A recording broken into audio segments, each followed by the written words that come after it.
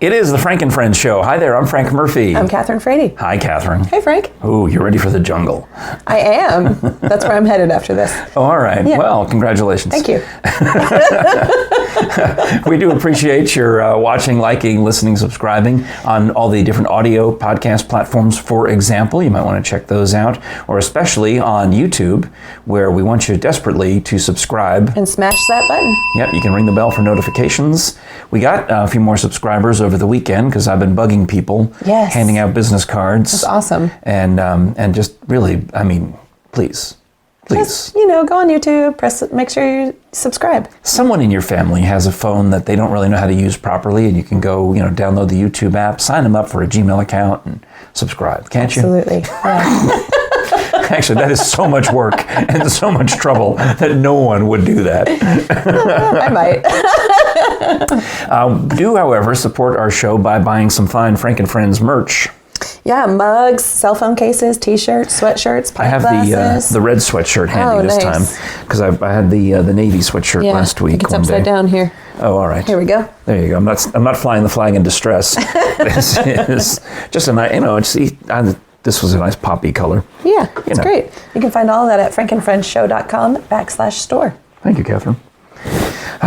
So it's been another busy time. We've done so much. In fact, this is my favorite part, where I really feel like, we're Regis and Kelly or Regis and Kathy Lee, depending on the age difference.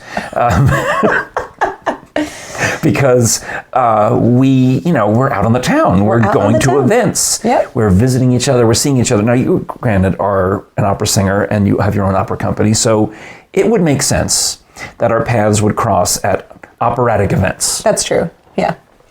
So one of the things that we talked about on one of last week's episode is how you had so much work to do at the world premiere of I Can't Breathe. Yep. But that night I was off at a different event, and you had 3 performances. 4 performances? 3? 3 performances.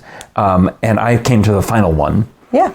Because I was able to slide that into the schedule. Because you had 2 other events before that. And I was thankful. I offered to help stack chairs. I know, and you were reluctantly, you didn't have on your janitor suit this time. I know, I was overdressed. You were overdressed, and you looked so tired, and you're like, oh, but no, I'm supposed to stack chairs. And like, okay, fine. And then I stacked some chairs. You stacked a couple, and then your husband came around and said, oh no. You don't have to do it. Yeah, the Beck Center said that no stacking. And you were like, yes! All of a sudden your energy lifted. Was it that bad? That obvious? It was pretty obvious. But maybe not to other people. I mean, I know you. So yes. Yes. All right. We'll go with that. So you do know me. Obviously, we have been doing this show together now for how many episodes? I think this is 30 and 28 Seymour Smokies. Yeah. So roughly we're at 59-ish. Let's just say round off and say we've done about 60 episodes together. That's awesome. Including the test show that we didn't publish. It was just a practice show. Right. So, but we've obviously, and then if you add in all of the interviews over the years. Yep. Okay, we've known each other a while. Yeah. So, when you come over here to do the show, there's no handshake. There's not. There's no hug. There's no touching. I have not laid a finger on you because that's true. It's like any other coworker environment. When I when I go to work at PBS, I don't go touching people. I have no reason to. It's not like you haven't seen them in a long amount of time. You just walk in and you say, hey. Like, hey, what's up? They get that awkward, how many times do you say hi passing in the hall? That's right. That's normally it, but it's not like you shake their hands or hug them every time you arrive to work in the morning. That would be weird. That would be weird. So. Oh no, I see where this is going. So I'm at the opera. I'm at your opera, your opera company. Mm-hmm. It was your idea to make this opera happen. You said, you write the libretto, you write the score. My opera company will make this happen. And you did all of these deals with other opera. It's a big deal. Yeah. It's a huge night for you. It sounds fun the way you're describing it. Well, I did that, yeah. You did all the things. You made this from nothing. You made this from your idea, and you got all these people involved, and all of a sudden, here are 3 sold-out performances with a huge cast and musicians and other consortiums involved. I mean, this is cool, huh? You've had this little germ of an idea has a ripple. Yeah. Okay, so it's a big night for you. So my wife and I we're excited to be there. We find some seats. You find some seats. I give my wife the aisle seat because I'm a gentleman. and she'd get a better sight line of the show. I took the less good seat, and then I almost, Peter Johnson sat in front of me. Oh, so then you couldn't see it all because he's tall. Yeah. So he ended up moving me over by one. Okay. So I thought he was going to sit right in front of me, and it turned out okay. He sat like over here. Okay. So the person next to me moved. That same night I put Brandon Evans. You didn't get to see Brandon Evans? I saw him. Oh, did you? Okay. I saw him, but I couldn't get to him. Yeah, but I put him and Sarah. He's very tall. He's very, very tall. And I put them in the second row. That was probably a mistake. But they drove in from Atlanta. I know. They're special guests. He's sung in many, many of your operas, including La Traviata 5 years ago. Mm-hmm. Many, many of your operas. Many. So I'm there. And Kathryn spies us, and you looked resplendent. I mean, you were on your game. I mean, you had the fancy black ball gown on. Thank you. Everyone looked sharp. Everyone thought it was a ball gown, but it's like a denim. But it does have that. Well, best I could see. I mean, as far as I could tell, you had on a long black dress. Yeah, I did. So I'm rounding that off to. And you weren't the only one who thought it was that fancy. Formal ball gown for a nice event. Plus, also in this situation, it makes sense to wear what you would call theater blacks. Right. Because you don't want to attract attention once the lights go down. You're in the back running. I saw you. You were running the spotlight. I was, yeah. So you're now crew. Yeah. And crew, you generally dress in dark colors so that you're not noticeable. Anyway, so you spy Jere and me. I did. And you come over to greet us and thank us for coming to the opera. I mean, you knew we were coming. Our name was on the list. In fact, I don't even know. You helped us check in. I did, probably. Yeah, well, we were struggling at the check-in. Oh, and I was like, here they are. And you called out, it's under this, look this way, look that way. It's on this list of season ticket, board member people. Snooty foots. I try to help out because a lot of times our ticket person doesn't necessarily know everybody's name. They wouldn't be expected to. And so, I'm like, oh, no, this is so-and-so. We're just gone through the whole rigmarole. I'm trying to put the Vax card away. I'm trying to... So all those things. And get the mask on and do all the things. So we go sit down. And you come over and... you greet Jere warmly. Yes, and I gave Jere a hug. Still fumbling. Happy to see her. With my scarf and all these things. Yeah. And you make this move like this. Rejected. And I'm thinking, I'm still fumbling around with my scarf and all my things. And I'm thinking, wait, what just happened? Well, Frank, did you make the hug advance? I was hugging all the other board members who I didn't know that board members got hugged. Yes, you come to the event, you're a board member, you're supporting this project. I am a board member. I was supporting the project. It's not just a big deal for me. It's a big deal for the whole company and everyone who's involved and who supports the project. And I survived an attempted hugging is what happened. Yes, you escaped an attempted hugging. Well, okay. So I thought maybe out of the corner of my eye. Anyway, so we sit. But you move on, and we sit down. And Jerry's like, "She was trying to hug you." I'm thinking, well, what did you want me to do? Did you literally want me to climb over my wife to hug my podcast partner? What is it? What are the rules here? Here, Jere, get out of the way. I've got to hug Kathryn. Well, I did hug Jere first. I know, it's nice. That's like appropriate. I hug Jere too. Yeah. I don't hug you. I hug her. But I was getting out of, like, step aside, wife. Kathryn Frady wants a hug. Oh my gosh, that's terrible. So I didn't mean to ruin your evening. No, you didn't. You didn't. No, because my wife is like this. She was trying to hug you. My wife is enjoying the fact that I'm now uncomfortable. Like, oh no, obviously I've made a mistake. I was torn up for the rest of the night. Obviously I've done something wrong, and I don't know which is more wrong. If I upset, because I can't win in this situation, no matter what Well, I wasn't actually upset, even though I'm going to say that I was. Okay. Torn up by it the whole night, but couldn't focus, couldn't do the rest of the evening. But I can't imagine clamoring over Jere to. Yeah, no, that's rude. Yeah. Yeah, to get to you. Yeah. Because if I had the aisle seat, it was totally fine. It might have been different. So then, I think, did I get a hug at the Mefistofele opera? Yeah. I forced you to have a hug at Mefistofele's because I wasn't able to give you one. I can't breathe.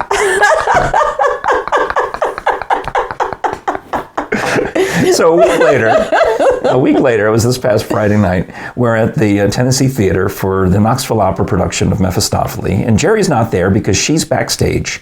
She is in the Celestial Choir. That's right.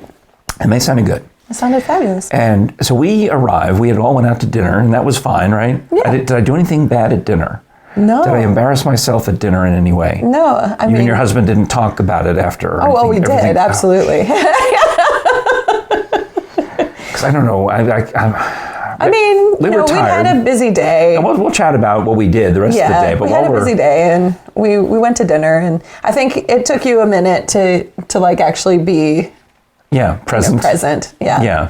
I think also it's like you mentioned, like I come over here all the time, and we've done all of these shows together, and it's basically like I'm just family. So you and Jerry sit down, and it's just like I'm just part of the family. But you don't. But it's like James is here. Oh. Hello, James. Shall we chat? Because you're right. I was. There was definitely that. Definitely the.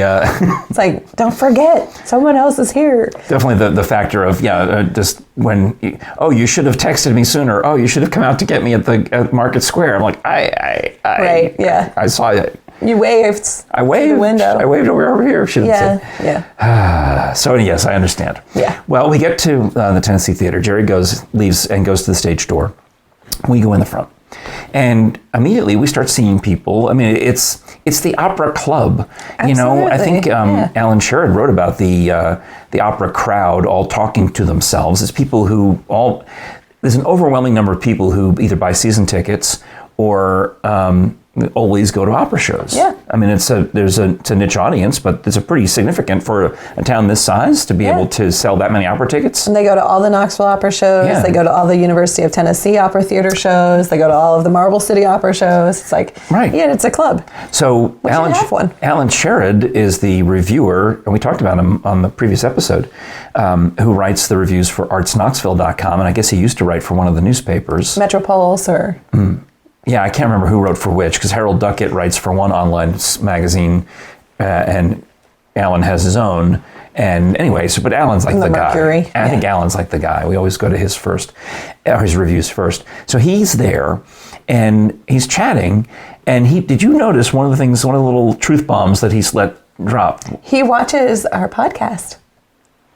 Or so he says. So this is a quiz, Alan. Hi, Alan. Comment if you're watching. Well, actually, if I were an arts reviewer in this town, I would certainly watch a podcast with Kathryn Frady, because here we are spilling all this behind-the-scenes dirt. That's true. About absolutely about all this other stuff. And then there were a few others. Like you talked to some more people, and I didn't. I went and sat down because I thought, I'm really third wheeling it with James and Kathryn at this point. I should leave. Well, I talked to Jason Hardy and met his wife. And he's the new executive director for Knoxville Opera.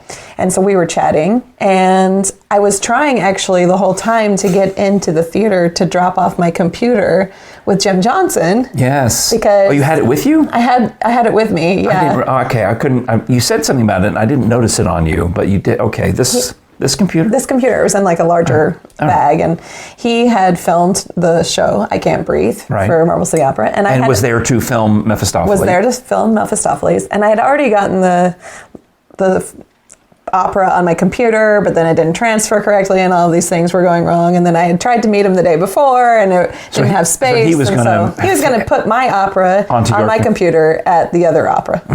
Well, I mean, why not? You're both going to be at the same place at the same time. It made total sense. So I kept trying to get into the theater to get my computer to him. But yes, kept getting stopped and talking to people, which was lovely. It was lovely. Yeah. And then on the way out, I saw some people that you didn't see because you were exhausted. So you left, because in fact I'm getting a text from Jerry. Are James and Kathryn sticking around? Do they want to go out to Clancy's to get a cider or anything? And I'm like, I think they're probably home by now. Yeah, I mean, I was still up for some drinking. That would have been fun at Clancy's. I did see Mary Costa at intermission. Mary Costa, she was the voice of Sleeping Beauty on the Disney cartoon. Yeah, she's a big supporter of all the opera and the arts in town. Well, I think if she's instrumental in there being opera in Knoxville. I mean, because she put herself out there and said, I'm going to sing opera, we need to make an opera company, and blah, blah, blah. You know, she's very famous for the Sleeping Beauty, but she also, you know, created roles like Cunégonde in Candide. She was the first in London. Yeah, she premiered it in London. Wow. Yeah, I mean, Well, how's that for your Leonard Bernstein trivia? Was a very, famous opera singer. We need to put that in a Scholars Bowl question. Yeah. That's really cool. Yeah. Yeah, so Mary basically sang opera, big roles in Knoxville as a way to get, she went around and traveled elsewhere, but she made sure to perform in her town as a way to kickstart that opera company. Yeah. That's really cool. Yeah.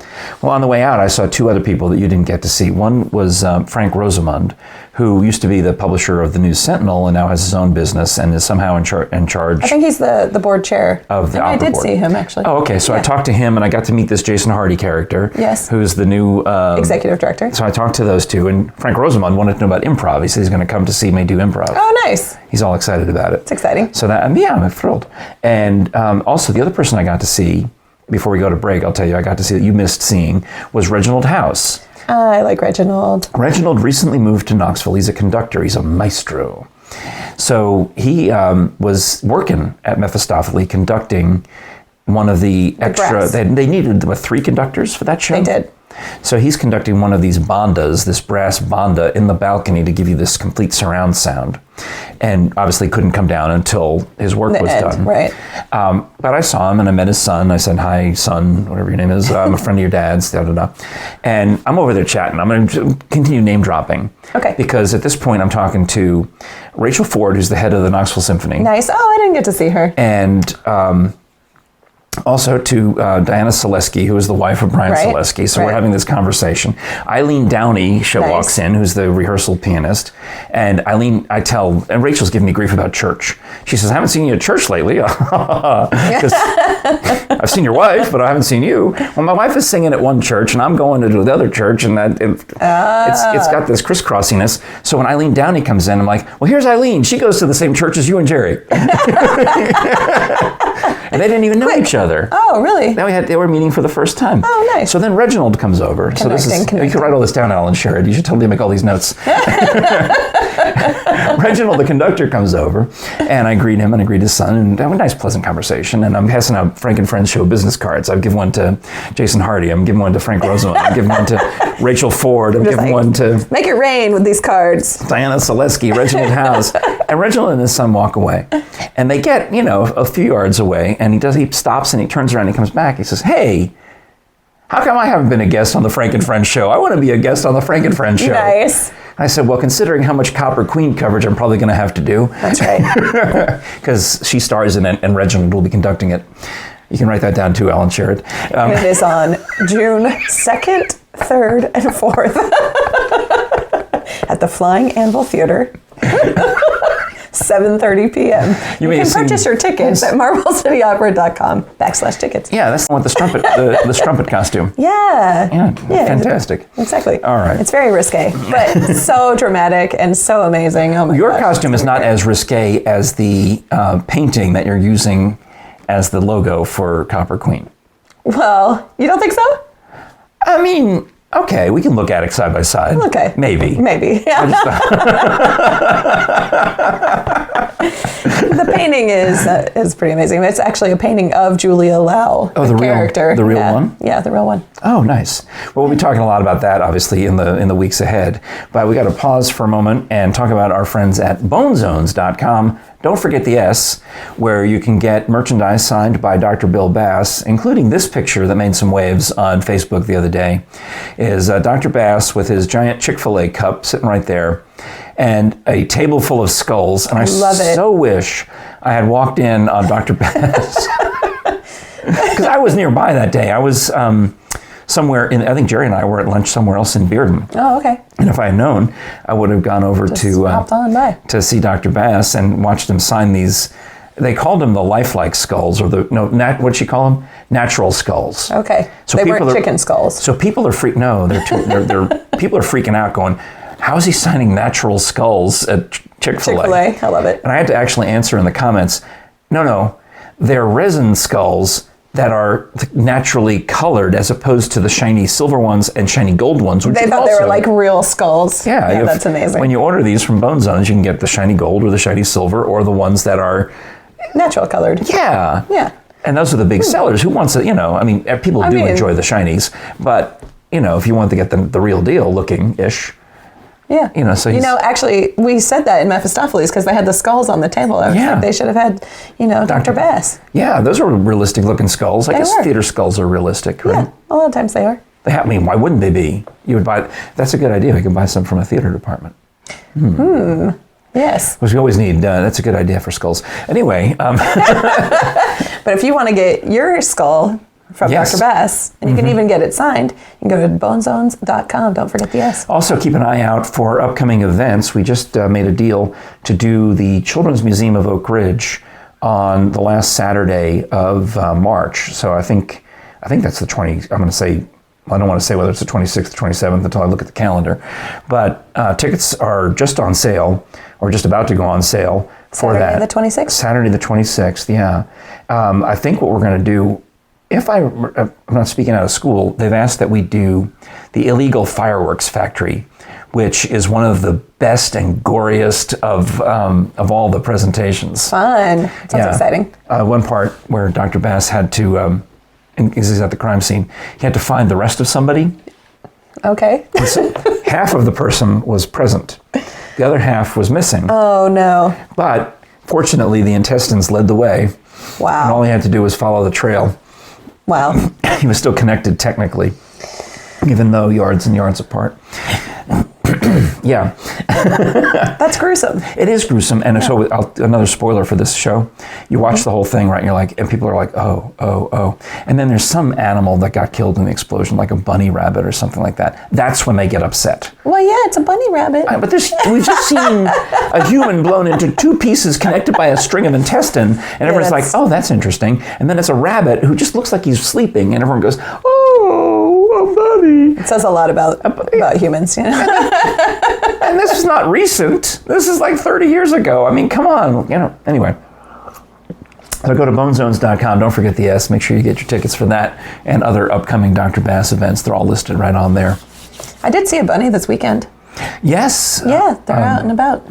I've got a lot of bunnies in my neighborhood. It was alive, though. It wasn't blown to right. bits. Yeah. I like that. I like walking around outside and I look at the wildlife, and they're like my pets. I don't need other than dead Mo. So are you like Snow White and walking around singing to all the animals, and they come to you? Well, they don't come to me, but Isn't that St. Francis? St. Francis of Assisi. That's true. I'm named after him. Okay. I think, maybe, possibly. I like it. I see the bunny rabbits. I also like the hawks. Okay. That eat the mice and the chipmunks. Yeah. And I like the lizards and the salamanders. And I love the lizards with the blue tails, and I love the salamanders. And nice. we've got frogs and turtles and... Oh, it's like a whole wildlife park occasionally here. a coyote. Yeah. So many different birds. I saw some bird, it looked like it had blue plumage, and I think it was a regular robin. I just think he's in mating season. Oh, so nice. he's shined up his back to look really bright blue. I like the cardinals. We've got some cardinals out that window. Yeah. Those are nice. Oh, yeah, I got them all. Sometimes we get the Baltimore Orioles passing through on their migration. I don't know what a Baltimore Oriole is. Well, they look like the bird on the baseball team. It's like orange and black. Oh. Yeah, that's cool. what they look like. And hummingbirds pass through on migration. Yeah, it's all good stuff. Fantastic. That's great. All right, do I have to hug you now? No. Okay, good. I wanted to make sure. No more hugs. We're done with that. Yeah. At least not till the Copper Queen. Yes. So we had our friend-iversary the other day. We did. So that was it was exciting. Very cute. It just popped up as a memory, and I was like, oh, that's cute. But guess what? It showed us. We've been Kathryn and I have been having a discussion, as you may know from listening. Kathryn and I have been having a discussion as to under what circumstances did we first meet? what was the occasion? And you have a vivid memory of getting a flat tire at the radio station on the day you first met me. Yeah. And you said you had glasses and ponytail, and you're saying that's the reason I don't remember meeting you. Absolutely. And I was in like sweats, and my makeup wasn't really done. And right, which doesn't really mean I wouldn't notice you or remember you. I mean, you're still an attractive young woman. I mean, I would remember. Except that the day that you remember meeting me is the day I'm there with Julia. Well, I thought so. I thought so because I did post, in fact, on the radio station's website, Facebook, I posted pictures and I made a comment that's something to the effect of, I could say, it's safe to say I'm having a very good day at work because here I am surrounded by opera singers, right? And I thought, well, that obviously isn't when I first met her because we tagged her on Facebook already at this one. So I had in my head, it came to me over the weekend, I thought, I know when I first met Kathryn and why she wasn't in the interview. It was for Amal and the Night Visitors. Oh, did you see me singing Amal and the Night Visitors? No, I saw you brought, you and Brandon came over, I thought, with Kathryn Shepis, and I interviewed her. I wasn't there. I was in New York then. I was in New York. All right, see, but then I looked at the timeline and I thought, well, that's after our Friendiversary. Right. Because I had it all backwards. I thought maybe that was the first show that I went to. No. Because then I saw you singing that one at the Holiday Inn. It was supposed to be an airport bar. Yeah, that was Follow Suit. Yes. And so I'm trying to figure out. That would have been in 2018? Right. So none of the dates are matching up in my brain because I'm thinking, that's when I met her. Nope, that's when I met her. That's when I met her. So I'm still at a loss, except that we know that we have a Friendiversary on Facebook, which is 5 years ago now. So you sent me that. It was like March 2017, right? Yeah, 5 years. Right. So I start digging into La Traviata. Which I thought, I think I said on the show, I don't think I interviewed you for La Traviata. And then you found the interview. I went digging through the rest of the Facebook memories for that week. And not only did I became friends with Kathryn Frady, I also have interviewed Kathryn Frady.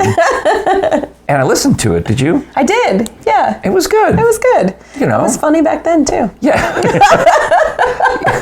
I mean, it makes total sense. So the question is, why don't I remember it? I'm telling you, the glasses. No, the sweats. It was good, but it was good radio. It was good radio. It doesn't matter what you look like on the radio. It was a fun interview. It was a fun interview. And we're joking about how you could have a drink during the show. Yeah. How the audience becomes part of the party.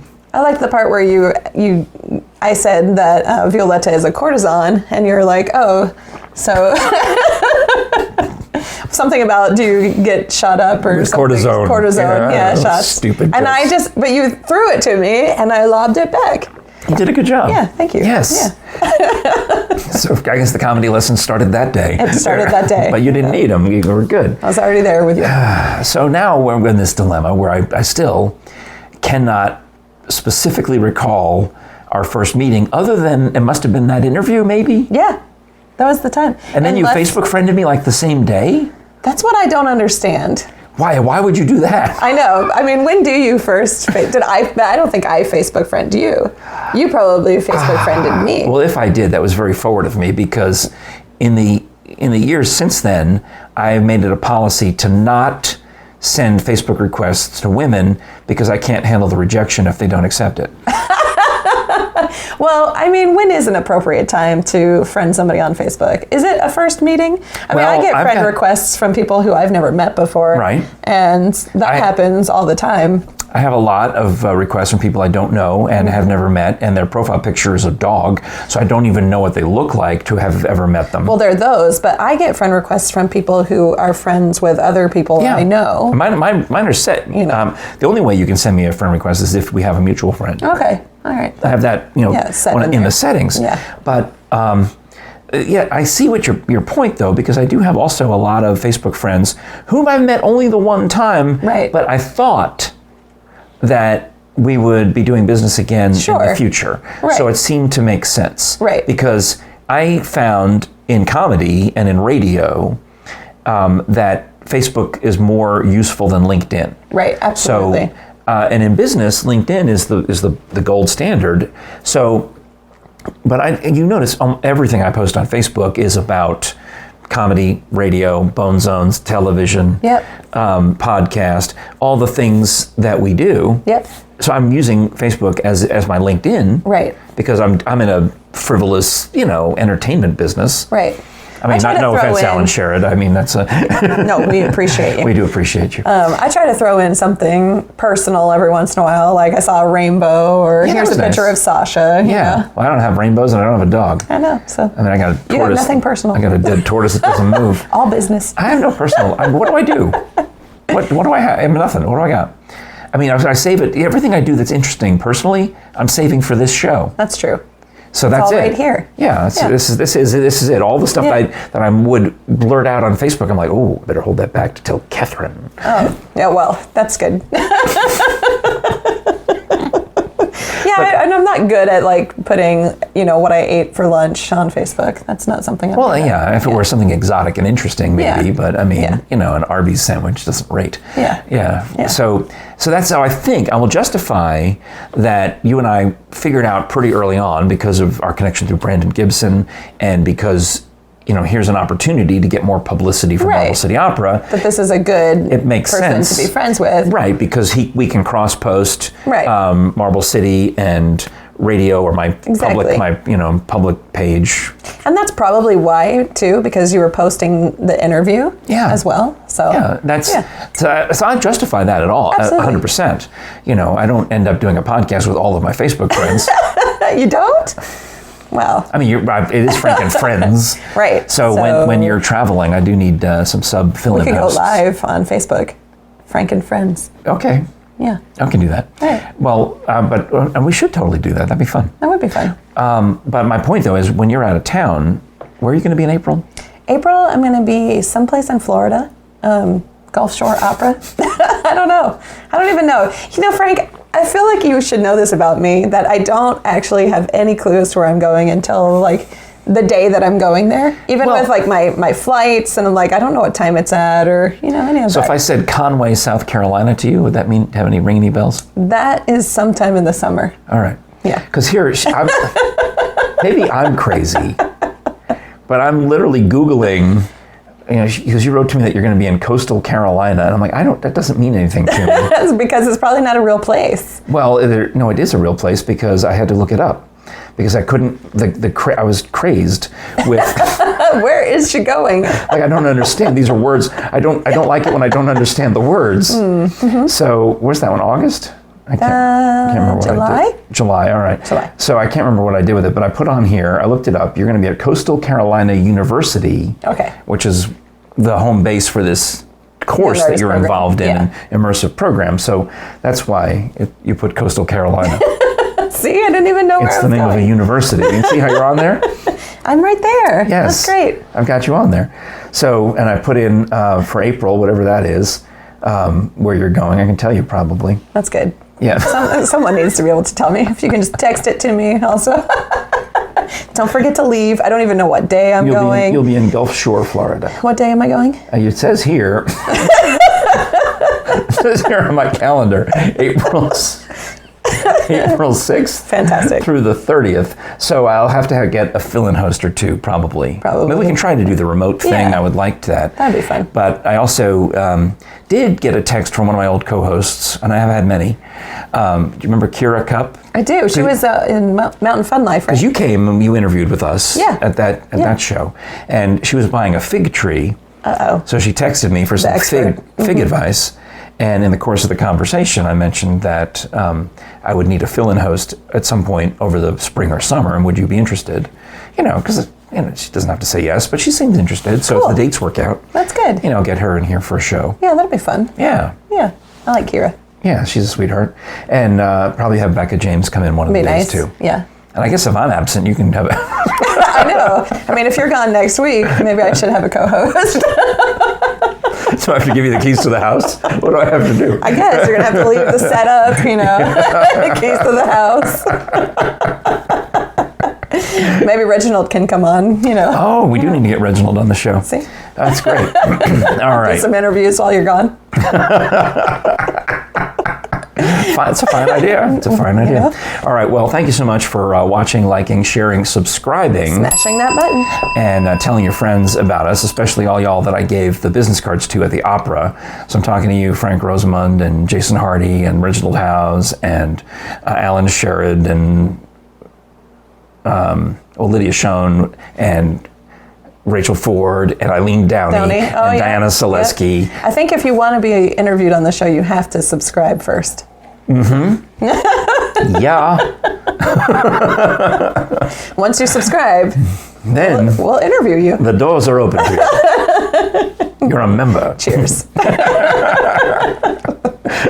You can also be a friend of Frank and Friends, be a member through our merchandise. We've got the mugs, the hats, the t-shirts, the bucket hat. If you showed up wearing a bucket hat, there's no way I would avoid interviewing you. I'd have to interview you. That would be a guaranteed interview. Absolutely. If I spot you anywhere wearing a Frank and Friends bucket hat. We should create some sort of game around that. But you can find all of that merchandise at frankandfriendshow.com/store. Very well done. Thank you. All right. Thanks a lot for watching. We'll talk to you again next time. I'm Frank Murphy. I'm Kathryn Frady. And this is the Frank and Friends Show.